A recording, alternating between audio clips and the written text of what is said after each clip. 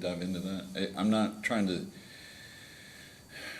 This was a conversation I had with my attorney because he sent me a draft, and I said I don't think that part should be in there. I don't have any real suspicion of anybody being like drunk on duty. I don't have any of that. But somebody drinks, all evening, and then they come in, and I don't think they're intoxicated, but it's probably still in their system. But I don't know. So when, because I think everyone got the 48-hour notice, and I think Major Wiles talked to everyone. Did you tell him that? I did. I went into how this transpired. Okay. Okay, let's see. And then,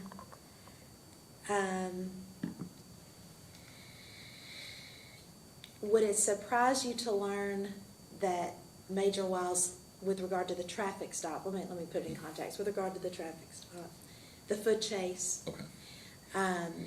Would it surprise you to know that he looked at the body cam and there were several minutes of free radio time in which you didn't respond? I would be surprised. Okay. You would think that would not be true? Several minutes? Mm-hmm. I don't know that several minutes ever passed. Okay. without- Can you please speak in the mic? Yeah, sorry. Yeah. It's, I don't recall several minutes ever going by without information being passed along, unless it was already passed and there wasn't anything to pass. I'm not sure. okay.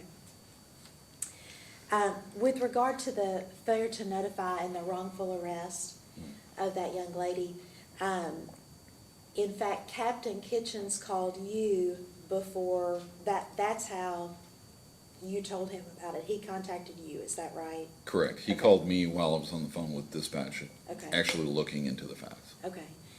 And I appreciate you talking to the Commonwealth Attorney's Office that night. As the county civil attorney, what steps did you take that evening to, knowing that the case had been dismissed by the Commonwealth, what steps did you take to get her picture off the jail website? I mean, I didn't know at that point that it was a wrongful arrest. I don't know. Okay, so the Commonwealth Attorney didn't tell you that they felt it was? They didn't tell me anything about a photo on a website being an issue. Okay. Did they tell you it was a wrongful arrest? Or They- that you arrest, or they- not you, I don't Yeah. mean that. That KSP arrested the wrong individual? They suspected it was the wrong person. Okay. And did you take any steps to notify the next shift coming on duty, say, hey, I'm working this case and we may have a problem? No, there wouldn't have been any additional phone calls for that. Okay. Would you agree, in hindsight, it might have been better to tell them so that they could start working on it? Yeah, I mean, yeah, possibly. More information is always better, right? So, but I will say that our lines of communication, based on everything up to that point, was, we didn't have really open lines. Everything that it seemed like everywhere I turned, it was wrong, even when I'm trying to do the right thing. So, it kind of makes it hard. But I certainly could have. Okay. And directing your attention now to the yard sale incident on Glen Lily. No one was charged with a crime. Correct. And had you received any information before, or any reports before arriving on scene of any crime We get reports for shoplifting all the time. with regard to this residence? No. Okay. And so I know you said you talked to John Stewart. Did you call him while you were there? We talked. I didn't Okay. call him on the phone. Okay. Did you text him? Mhm. Okay. And isn't it true that based upon the facts as we know them, Mr. Hernandez, whether you like it or not, I don't always like it, didn't have to identify himself to you? He doesn't, but I think the courts have agreed that sometimes that can slow down the investigation process. I would agree with the courts.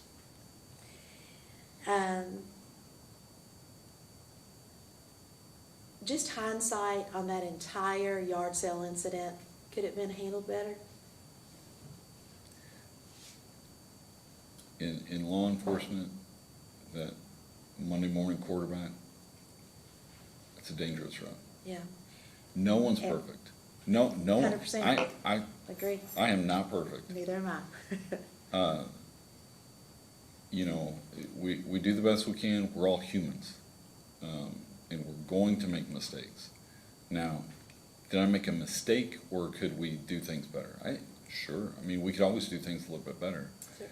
But I don't think there's any way that that gentleman on that porch was gonna be nice. Yeah. I tell every new trainee, this is not a question, I tell every new trainee, the only thing I ask is you be perfect, so. Yeah. So, let's see, I'll move on to the death investigation.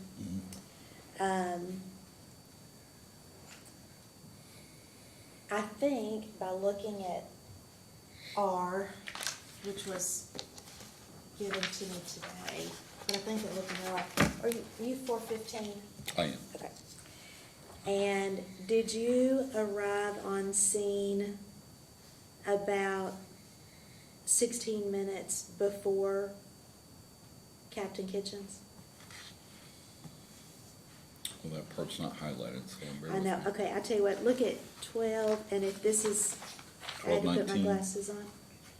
12:31:08, 12/31/08, does that appear to be, where I requested a crime scene response. is that where you're on scene, or are you there before? No, I was there before, Before, okay. looks like 12:19. 12:19. But I'm not sure if that's on scene, or I was in the area looking for the car. Okay, so you were there 30 minutes maybe before?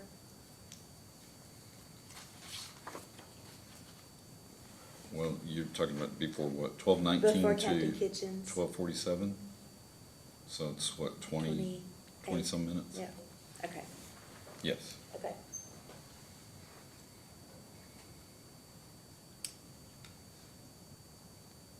You can see I did a lot of other supervisory things. I Yeah.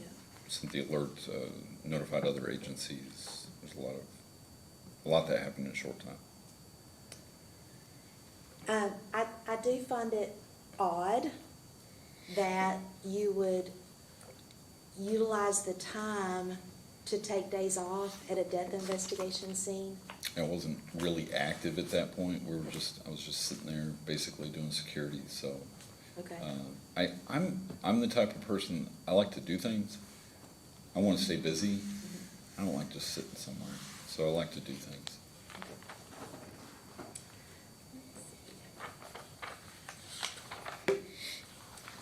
okay, now, I want to talk about the phone seizure that occurred with Daniel McCurry. Okay.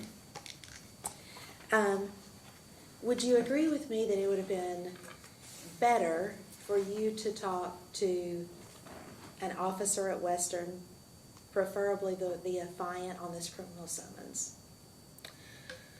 Could communication have been better in that respect? Sure. But I also have to keep in mind officer safety. The more I'm doing, the less I'm paying attention to a potential threat in front of me. So Daniel McCurry could be the nicest guy that ever walked the earth. I don't know that. And based on taking his phone and what I was dealing with, I don't know what's in that car. Would you agree with me that it caused some misunderstandings from You know- dispatch to dispatch? You know, we do this a lot. We do have dispatch make a lot of phone calls, and most, 95% of the time, without a hitch. Communication is perfect. But you're gonna have some outliers. You're gonna have some miscommunication here and there. And it kind of went both ways, because what I understood on scene is WKU wanted me to take that phone because it could further their investigation. And that chief of police just admitted that that phone probably could have furthered their investigation. If it was the right phone. You don't know, do you? You don't either. Correct. Right. But nobody asked. Well, what made you think that, this is interesting to me, what made you think you had that phone? Because you say that on the video, I've got that phone. What in this criminal summons makes you think you have that second phone? How many phones do I have? I have one. How many phones do most people have? One. Criminals? Criminals sometimes have two, maybe three. But this guy, based on this, I think it's likely that was the phone. So if it's likely that was the phone, why didn't we get a search warrant? It's not my investigation. Okay, If it was, I would have got a search warrant. okay. Do you think a judge would have issued a search warrant for that phone? I don't know. I would have needed the facts. And you didn't have them, did I you? didn't. No. That's why I asked. And he doesn't think he gave you the phone, he thinks you took it. I think the video tells you otherwise. Okay. And you think when you say, give me your phone for a second, I asked him, I said, can I see your phone? for a second, did you ever give it back to him? No, and I explained why, Yeah. Because you took it. obviously.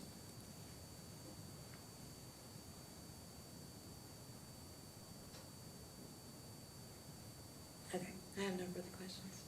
That's it.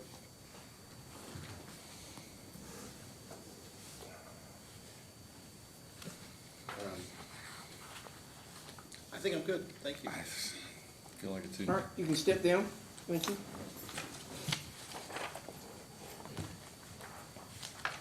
And then we would call Lonnie Cooper.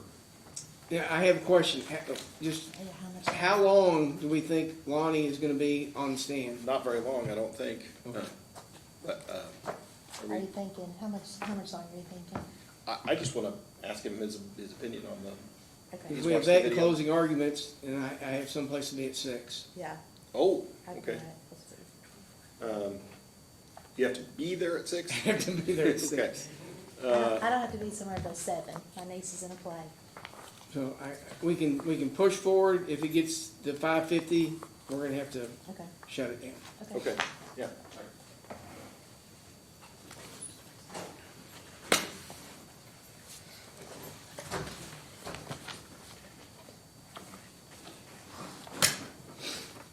I'll try to keep it really short.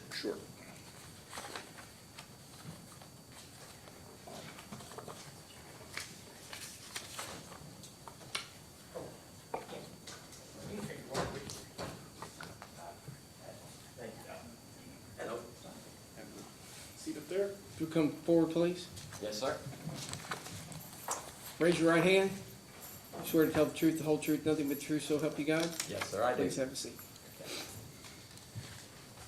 Just ask you to sit forward and make sure you speak into the mic. Can you state your name, please, for the record? Lonnie Thomas Cooper. Mike, could you move forward a little bit more, please? Even more? Okay. Mr. Cooper, can you tell me, well, first of all, what's your current occupation? I'm an attorney. Okay. What is, tell me about your experience as a law enforcement officer. I spent 20 years in law enforcement. Actually began while I was in my undergraduate school at Indiana University. Indiana started to have their own police academy. In addition, and when you graduated, if you did both of them, you got out with your 4-year degree and your police certification. At that, I graduated from Indiana University with a bachelor's degree in criminal justice, and I left also with my police standards and training post certification in Indiana. When I graduated and I left Bloomington, Indiana, went back home. I was applying for a job over in Louisville, but in the interim, because I had my police certification in Charlestown, way back then, that we're talking in the early 70s now.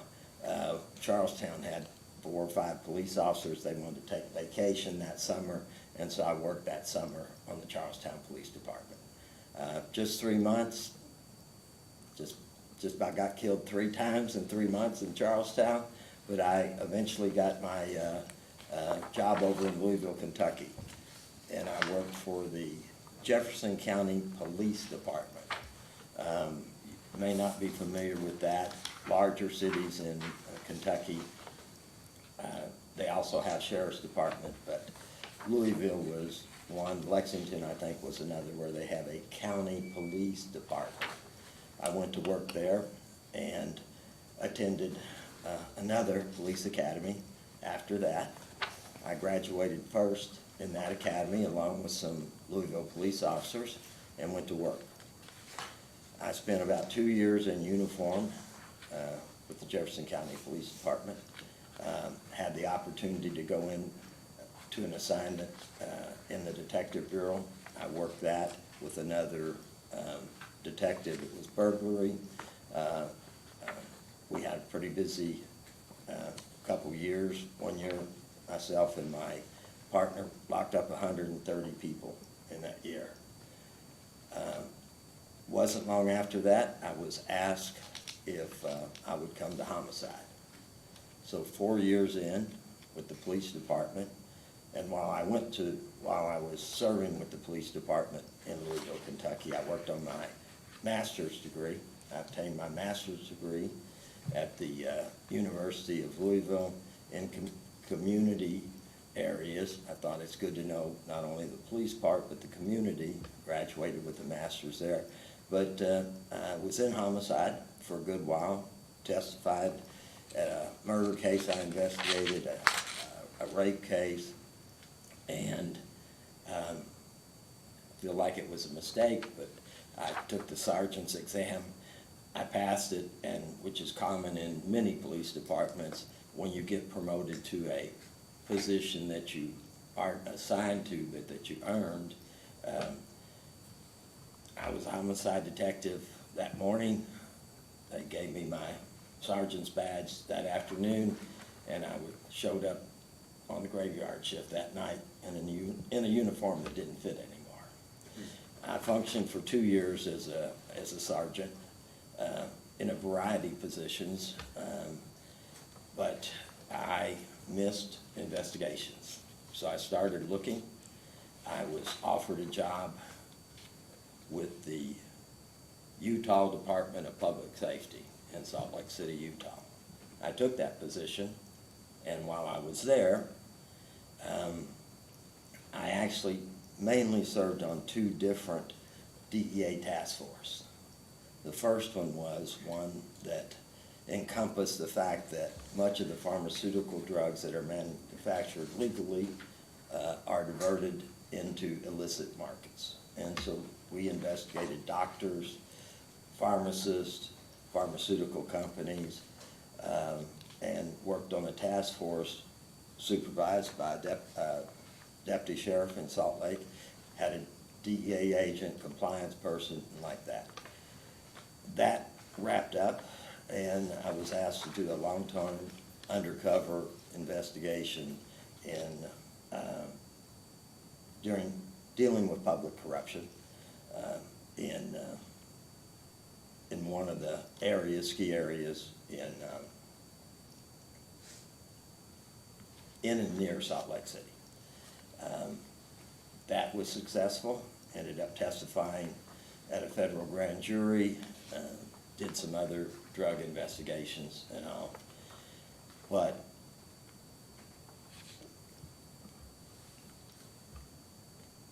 it was very, I'm not being critical, but it was very LSD.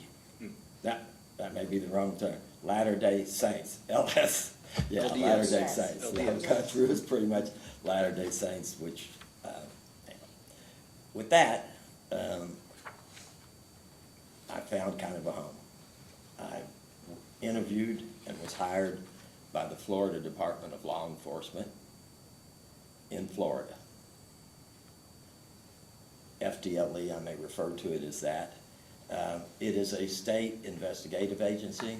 Only people that work there in a sworn position are special agents. I attended my 3rd police academy. This was a special agent academy in Florida. And went to work in Miami. I asked for Miami.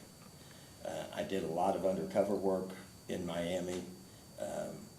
My hair was about this long back then too. And there's just one thing and another. And we did public corruption too. We did governor-ordered investigations. We provided protective service for Governor Graham at the time, like the Secret Service did. We did a lot of things. About 2 years into that job, I took an exam, looked at my background, and I was promoted from special agent to special agent supervisor. I supervised not in our Miami office, but in our Broward County office, about 10 or 12 special agents, civilian employees, analysts, researchers, and again, we did public corruption, we did organized crime investigations. I spent about 2 years doing that, and I was promoted again from special agent supervisor to assistant special agent in charge. Okay. During that period, I had an opportunity that very few law enforcement officers are able to have. I was tapped to attend the FBI National Academy, not the FBI Special Agent Academy, but the FBI National Academy.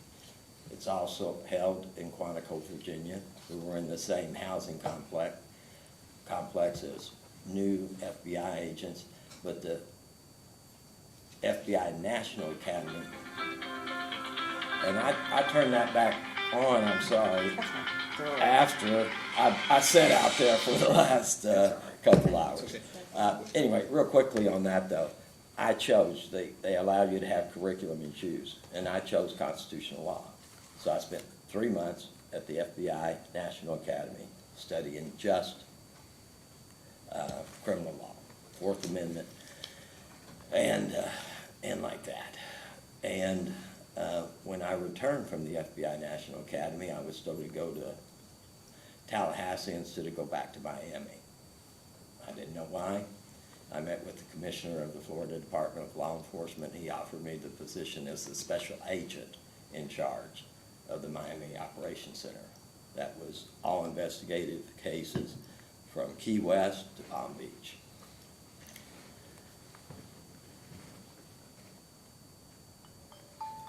I accepted. Sorry, Lonnie, I'm gonna have to, or Mr. Cooper, I'm gonna have to interrupt. What? We're on a really tight. Okay, well, I'll just schedule finish. here, so- That's the last police job I had. But I supervised 98 special agents and 40 civilian employees. I did criminal investigations involving doing surreptitious warrants issued by the Florida Supreme Court. We were allowed to surreptitiously enter the Dade County Courthouse and on 2 different occasions wire up judges' chambers and bathrooms. We did, and we worked with the FBI and we worked with the other. So we did all that, but I went to law school. I graduated from Ole Miss. And then I went home, back to Southern Indiana, and except for a 27-month period, I've maintained a law practice, either very active or otherwise, and also taught criminal justice and legal studies. Those were 2 programs at the college I taught at for 10 years while I still maintained a practice.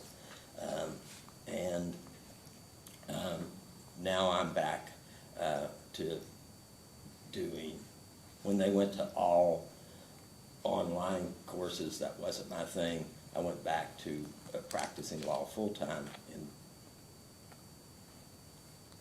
November of 2024. Okay. And I'm here now. All right,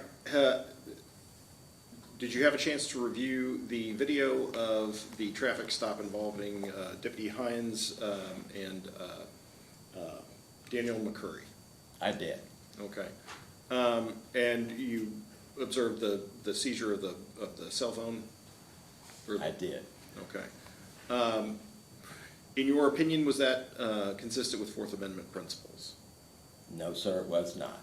Wait, sorry, was the seizure, was it consistent with Fourth Amendment principles? Oh, I thought you said, was it inconsistent? Oh, was it consistent with? That makes a lot of difference Yes, it between does. those two.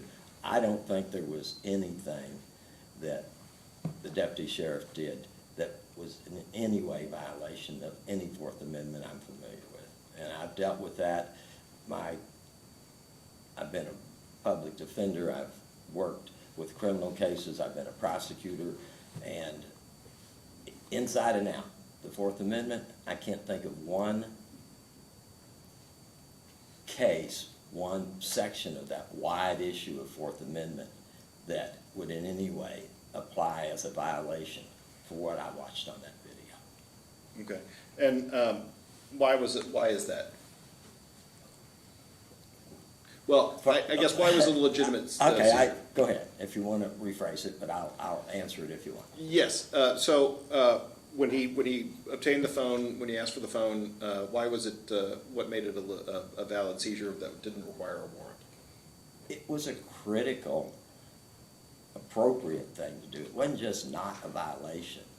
He had information that young man in the car had a criminal summons, and it listed what the young man was basically accused of, and that it had to do with a video at Western Kentucky University that was found, and that video, that camera in a lady's bathroom fell down, and he was informed also that there was a link, an ability between the telephone in the lady's bathroom for him to receive the videos and like that on his phone.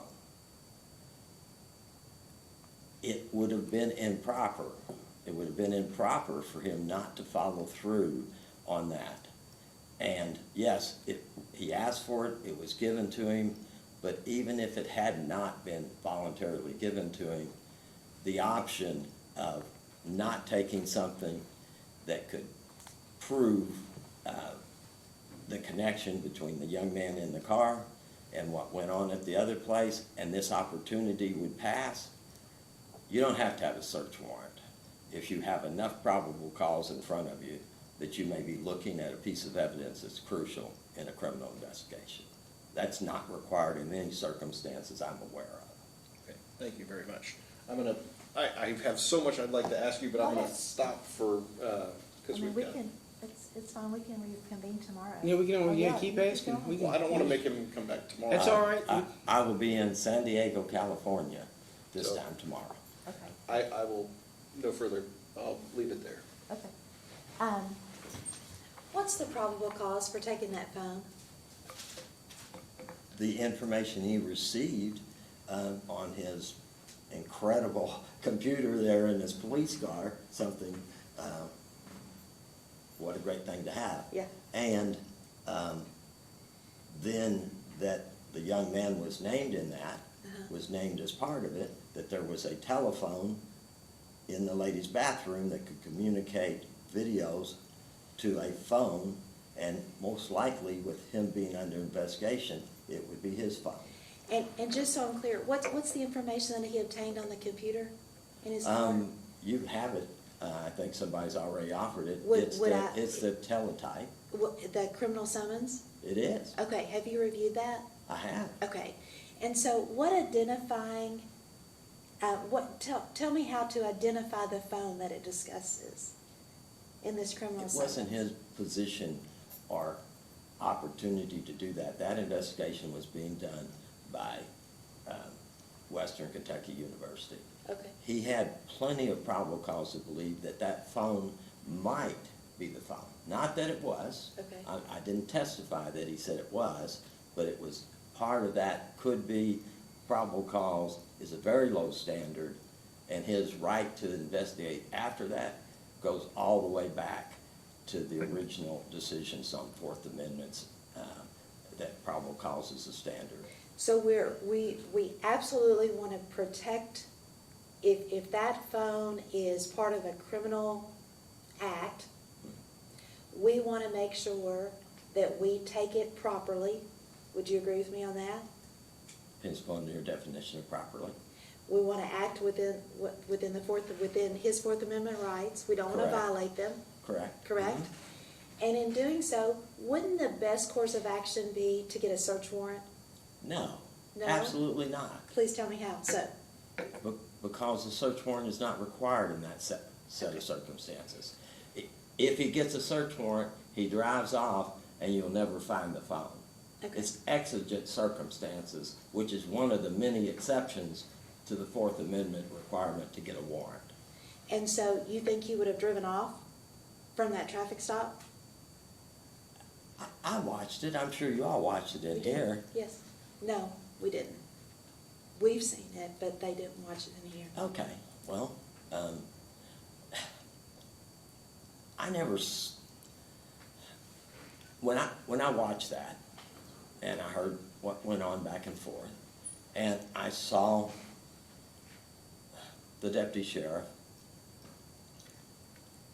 go around to the other door, get out his screwdrivers and give it to the young man, tell him to put the Correct plate license on plate so he on. didn't get something. You know, he was so professional in all those regards, and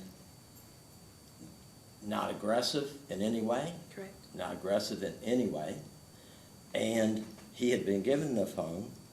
He went and did some checking on it, and at that time, it's incumbent on him to maintain what he has probable cause to believe would be evidence in a possible crime.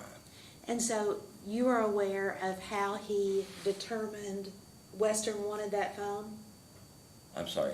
You are aware of how he determined Western Kentucky University Police Department wanted that phone? I've read some reports on it. I haven't Okay. talked to him about it. Okay. How did it happen? Based on your knowledge, how did he verify? I don't have knowledge. You'd be asking me to testify to hearsay, You and I don't do that. You can in this Well, setting. I know this is not a court of law, Yeah. but if you want me to, yes. That's why I'm That asking. he received some communication that indicated the Western University wanted to have that phone as part of their investigation. Do you know how? I do not. If I told you he asked a dispatcher to call another dispatcher to ask them if they wanted the phone, would that be the best way to determine whether or not another agency wanted a piece of evidence? What other opportunity or way would he have there at that stop? Well, I don't know. Are you asking me And questions? by the way, Yeah. I'm not accepting or assuming that what you just said was what happened. Okay. Yeah, but when you're on the road and you're doing that and you've got something like that, actually, with what he already had, if one of the many police officers or special agents, if he could not, if he did or didn't, don't know, if he did or didn't, for him not to seize the evidence when it's available, I would be talking to him in a harsh way about not doing it. Okay. Are you licensed to practice law in the Commonwealth of Kentucky? I'm not practicing law right now. I'm an expert witness. Okay. I am not. Okay. Are you licensed? You are not licensed to practice in the Commonwealth of Kentucky? That was my question. I am not. Okay, thank you. Are you being compensated for being here today? No, ma'am, not a dime. Okay, just out of friendship. If you prefer to keep asking me questions you want to put in my mouth, we can do that. But no, I your just question is, I am I just being asked you a question. I'm not being paid. Okay, If you want to, maybe you could take a leap jump at, I did ride down with opposing counsel, uh-huh. and so I didn't spend any gas or anything, and even if I had, I would not have accepted it.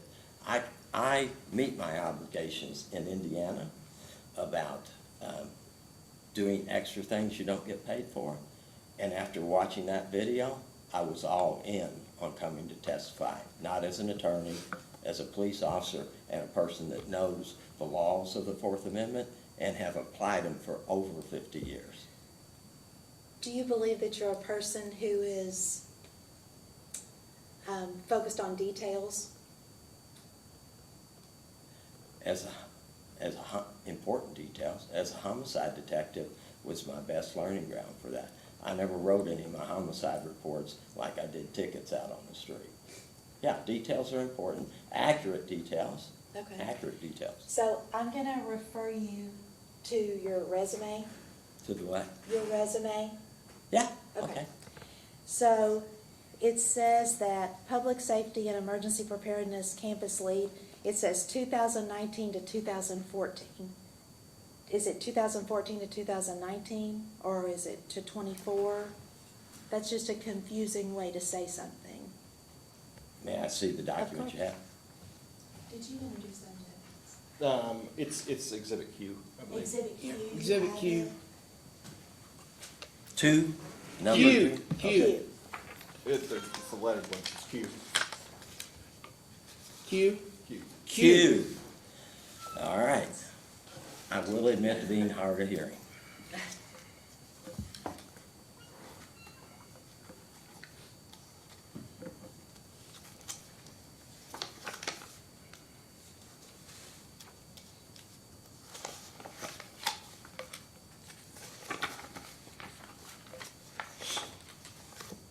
And ask me again which part of my resume you're referring to. Page 1, about the middle, when you talk about Ivy Tech Community College, Oh, okay. go down and Public Safety and Emergency Preparedness Campus Lead, it says 2019 to 2014. Yes, ma'am. Is it 2024 or is it 2014 to 19? Well, that would be a typographical error. Okay, and so what is it? What is what? What's the dates?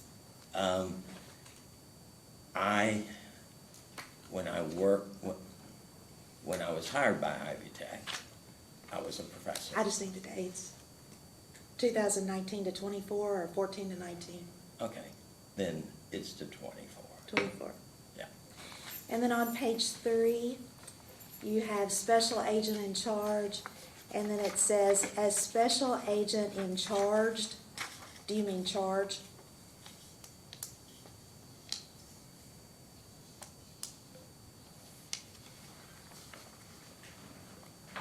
Are you saying I put an ED out there? I'm asking you if that's a mistake.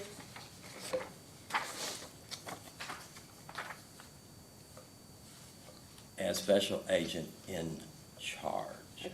Yeah, there's a D after that. Okay, thank you. You're welcome. No further questions?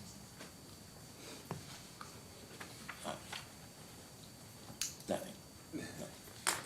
I don't have anything further. I just wanted to ask, Mr. Cooper, how long have we known each other?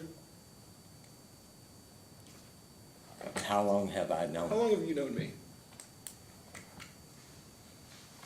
I've met you for the first time today. Thank you. Okay, I've talked to you on the phone, but I met you first time today. Thank you. Any further questions? Nope. Sir, you may step down. Thank you. Thank you, Sheriff. Is there anything else, Mr. Agnew, you'd like to present today? No, Your Honor. Is, counsel? Just closing arguments, Your Honor, and I guess we'll come back for those tomorrow at 1. That'd be great. Okay. Yeah. All right. So yeah, we will just, we'll go ahead and recess, and then we will continue tomorrow at 1 o'clock right here. And we'll go ahead and do closing arguments then. Thank you. Thank you all. Sheriff.